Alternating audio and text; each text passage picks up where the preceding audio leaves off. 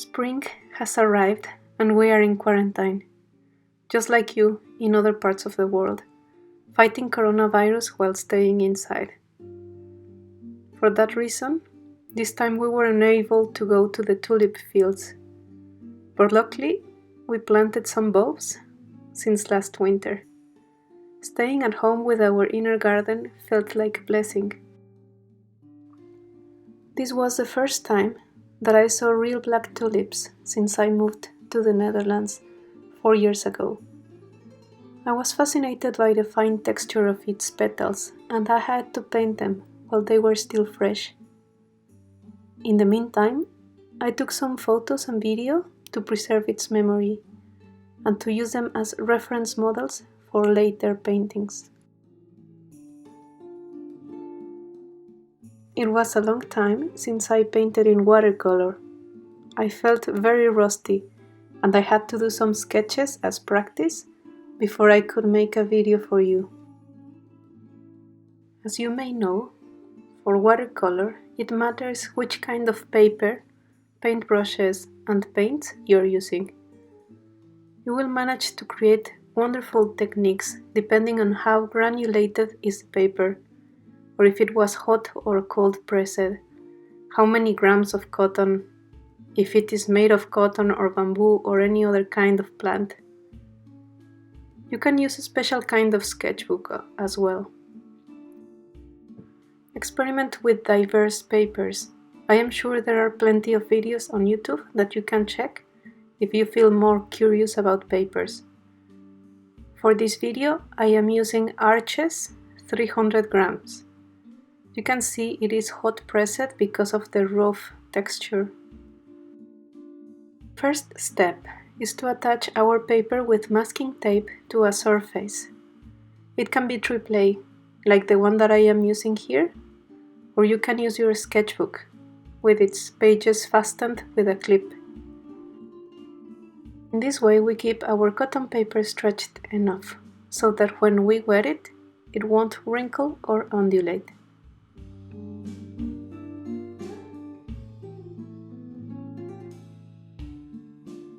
You can choose to prepare your sketch before painting.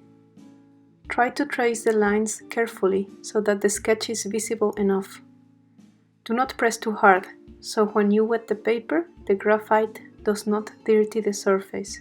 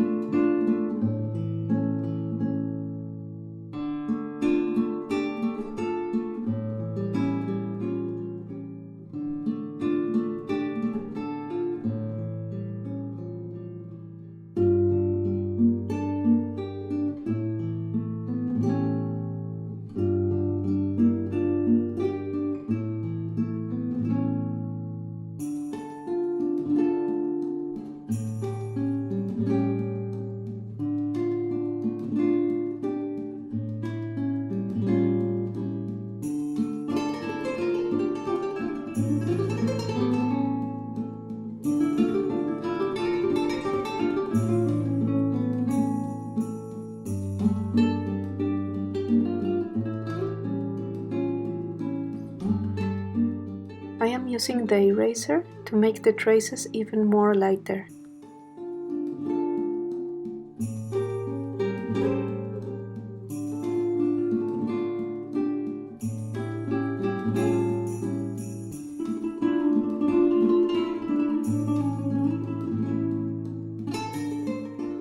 sketch is ready, use your brush to wet the paper. You will see that your drawing will remain there visible.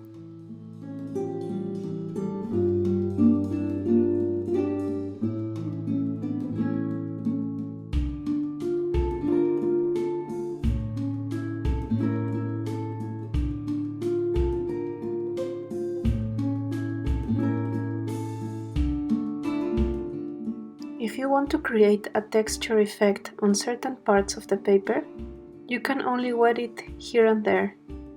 Just experiment how painting reacts on wet paper than on dry paper.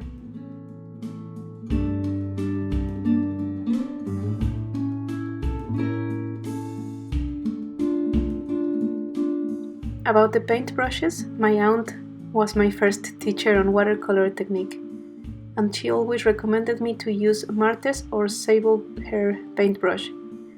Natural hair is always better than synthetic ones in the way that they absorb or release the water and the pigment.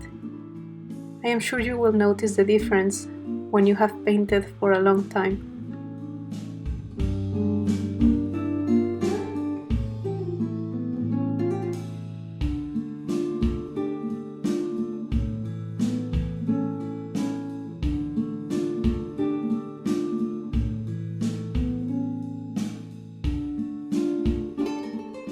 The watercolor brand that I am using here is Winsor & Newton because I inherited the paints from my grandfather and have not tried any other brand since then. It is also affordable and easy to use.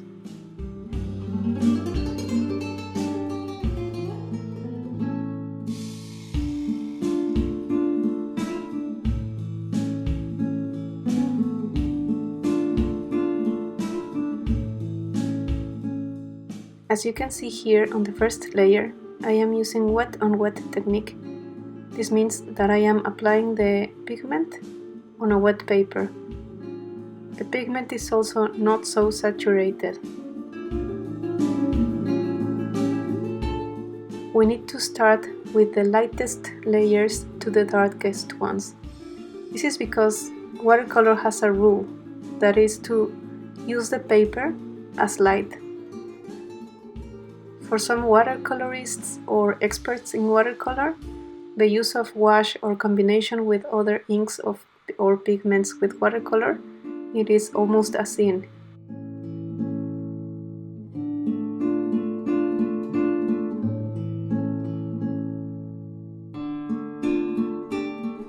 The essential quality of watercolor is transparency.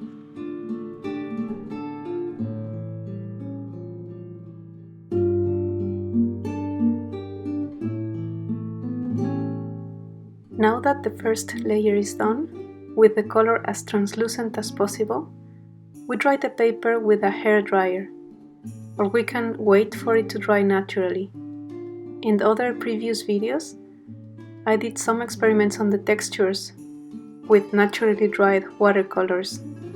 I will leave the link in the description box below in case you feel curious.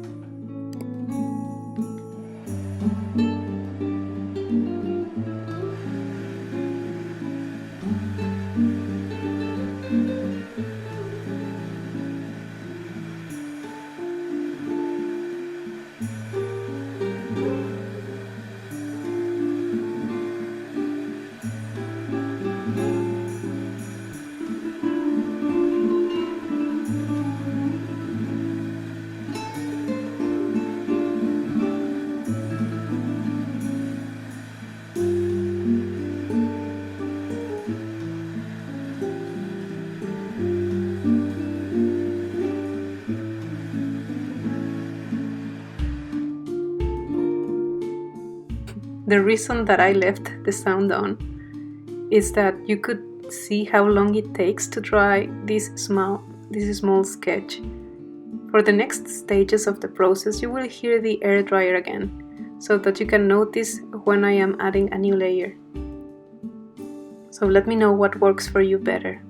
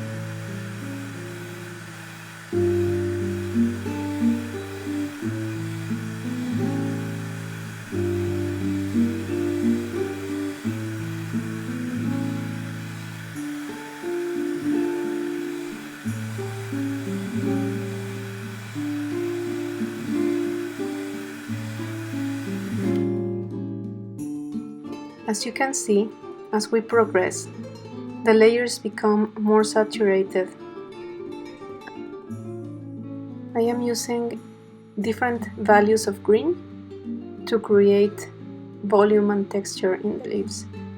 You can do that by combining with a darker green or with another types of blues. Notice that I am not covering completely the leaves. I am leaving some spaces so that we can see the layers below it. In this way, we can manage to create certain volume and texture.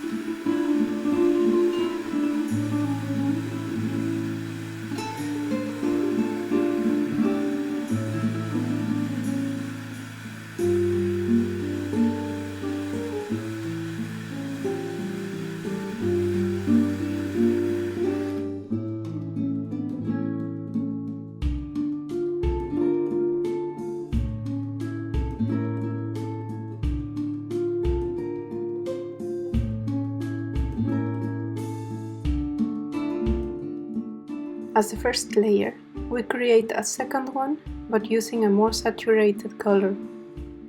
In this one, I am mixing it with more red, so that it is not the same color as the one below, but it has another kind of ink in it.